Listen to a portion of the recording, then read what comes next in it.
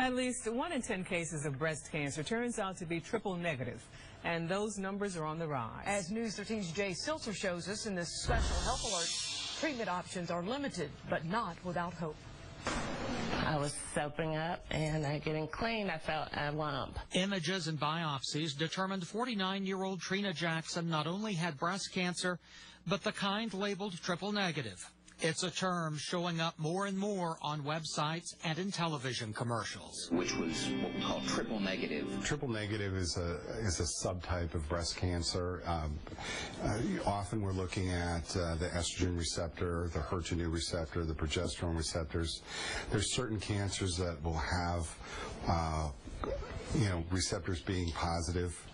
Triple negatives don't have any of these receptors. It typically happens to African American women, women of color, or younger women.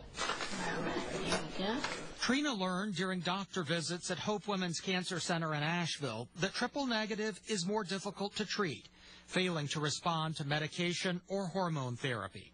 Surgery and radiation are options, but when they're triple negative, really the only thing you have is chemotherapy, and that creates some risk. I've given birth to 3 children, and I raised all 3 of them, and that's the hardest thing that I've ever had to do, was to go through chemotherapy.